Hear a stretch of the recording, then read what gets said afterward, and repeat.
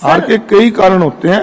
हार के कारण तो आज तो ईवीएम भी एक बहुत बड़ा कारण है। सर अगर ऐसा होता तो थाने सर से तो आप भी तो विधायक बने, आप जीत के आए हैं, उस टाइम पे ईवीएम खराब नहीं हुई? ये कोई तर्क आपका नहीं है कि आप जीत गए तो ईवीएम खराब होते तो आप भी तो जीते ना सर। कि आप जीत गए तो ईवीएम की खराबी नहीं है। मेरी जीत तो 20-25 हजार की थी, फिर 3 हजार की रहेगी, वो कैसे रहेगी? तो सर ईवीएम अगर खराब होती तो आप नहीं जीतते। ये तर्क मैडम ये देना कि आप कह दोगे झारखंड में जीत के वहां नहीं था, तो ये तर्क नहीं। ये सभी सीटें नहीं होती, ये सीटें होती हैं, कुछ सीटें ऐसी होती हैं जहां पर इस प्रकार के प्रोग्राम किए जाते हैं कि ये सीटें में कर लिया जाए ताकि पता न लगे। आप जिस सीट से जीत के आए हैं, एक मंत्री को हरा के आए हैं आप, और वो मंत्री नायब सिंह सैनी जी के खास माने जाते हैं, करीबी माने जाते हैं। नायब सिंह सैनी क्यों चाहेंगे अपने करीबी को हरवाना? मैडम, प्रजातंत्र के अंदर चाहे मंत्री हो चाहे मुख्यमंत्री हो, जनता वोट देती है, जिताती हारती है। जब हम मंत्री थे हम भी हारे थे, आज वो मंत्री है वो हार गया, तो जनता रहती है। ये जनता के हाथ में वो वोट देना। जनता ने हमारे पक्ष में वोट दिया तो हम जीत गए, जनता ने पहले उनके पक्ष में वोट दिया। लेकिन सर बीजेपी तो ये कहती है, और मुझे लगता है ये सबके मन में सवाल होगा कि जहां जहां आप जीतते हैं वहां वहां ठीक है ईवीएम, और जहां जहां नहीं जीतते हैं वहां ईवीएम खराब है। आपकी इस तरह से बिल्कुल सहमत नहीं। ये कुछ परसेंटेज होती है, जो उस परसेंटेज की चपेट में आ जाते हैं वो हार जाते हैं, जो उस परसेंटेज से ऊपर निकल जाते हैं जीत जाते हैं। और भी कारण है, आपने खाली ईवीएम कारण नहीं होता, हार के कई और कारण है जिन पे मंथन हो रहा है।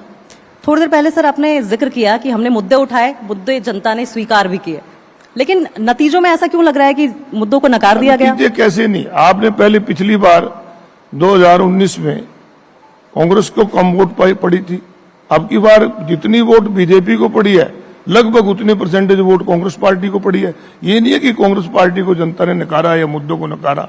पिछली बार एक भी लोकसभा सीट नहीं थी, अब की बार 5 आई हैं, तो इस प्रकार से अब भी 39% वोट कांग्रेस का आया है। कांग्रेस को वोट लोगों ने दी है, लोगों ने उन इश्यू को माना है। सर लेकिन इतिहास तो बीजेपी ने बनाया, सत्ता के सिंहासन पर लगातार तीसरी बार बीजेपी काबिज हो रही है। प्रजातंत्र के अंदर राजनीति के 2 ही पहलू होते हैं मैडम, सत्ता पक्ष और विपक्ष, और दोनों की बराबर की जिम्मेवारी होती है। आज सत्ता पक्ष की जिम्मेवारी जहां उनके पास है तो विपक्ष की जिम्मेवारी कांग्रेस की हम निभाएंगे। ऐसा क्यों लगता है सर कि कांग्रेस ज्यादातर राज्यों में कई बार बहुत कंफ्यूज्ड, डायरेक्शनलेस और गुटबाजी की बातें सामने आती हैं? ऐसा है क्या? कैसे गुटबाजी? गुटबाजी ये सब एक प्रचार होता है, भी गुटबाजी है। गुटबाजी ऐसा कुछ नहीं है। कांग्रेस ने मिलकर चुनाव लड़ा है और कांग्रेस पार्टी के रिजल्ट्स जो थे, ये ठीक है कि हम सरकार बनाने में विफल रहे, परंतु ऐसा नहीं है कि कांग्रेस पार्टी को लोगों ने वोट नहीं दिए, सभी ने मिलकर चुनाव लड़ा। सर अगर ऐसा होता तो अभी तक सीएलपी लीडर का चुनाव हो चुका होता। 2 महीने लग गए सर, 8 अक्टूबर को रिजल्ट्स आए थे और उसके बाद अभी तक सीएलपी लीडर नहीं चुना गया। मैं पिछले 2 महीने से एक ही बात देख रहा हूँ कि मीडिया वाले एक ही सवाल पूछ रहे हैं। सर आप मौका दे रहे हैं सवाल पूछने का, सीएलपी लीडर नहीं बना। हाँ, तो आपने कभी बीजेपी वाले से पूछा कि कर्नाटक में मई में चुनाव हुए थे, नवंबर में जाके सीएलपी लीडर बना था? सर वहां भी पूछते हैं हम? नहीं पूछा।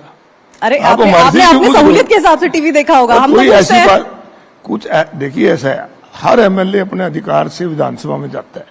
जहां तक नेता की बात है, नेता का चुनाव हमने मीटिंग बुलाई थी, हाईकमान पे है, हो जाएगा 2-4 दिन में। सर 2-4 दिन में अभी उदय भान जी आए थे थोड़ी देर पहले मंच पर। उदय भान जी ने 1 महीने पहले कहा था कि 1 दिन बाद 24 घंटे के अंदर हो जाएगा, और आज 1 महीने बाद न्यूज 18 के मंच से आप ये कह रहे हैं कि 2-4 दिन में हो जाएगा। क्या मुहर लगा दें इस पे? मोहर लगा दीजिए, इस पे मोहर लगा देते हैं, लॉक कर दें। लगा दो, जल्दी हो जाएगा, 2-4 दिन में हो जाएगा। 2-4 दिन में लॉक कर दें। आज डेट 17 दिसंबर। बिल्कुल उम्मीद है, देखिए बात उम्मीद होती है, हमें उम्मीद है कि 2-4 दिन में फैसला हो जाएगा। 2-4 दिन में फैसला हो जाएगा।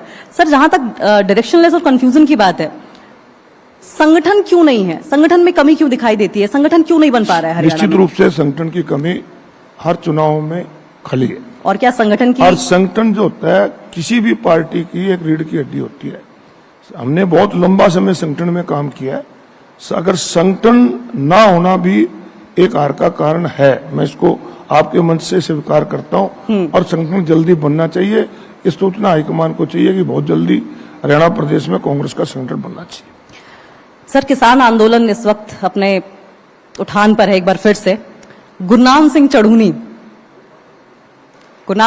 कहते हैं कि जो हमने माहौल बनाया कांग्रेस उसका फायदा नहीं उठा पाई। इशारों में वो ये कह गया कि कांग्रेस का हाथ था इस पूरे घटनाक्रम को लेकर। देखिए, मैं किसी की व्यक्तिगत टिप्पणी पे कोई नहीं बात करना चाहता। किसान आंदोलन पूरे देश का आंदोलन था, ना कि हरियाणा प्रदेश का आंदोलन था। पूरे देश के किसान लगभग 1 साल तक वहां पर बैठे रहे और सरकार ने उनकी बात आखिर में मानी।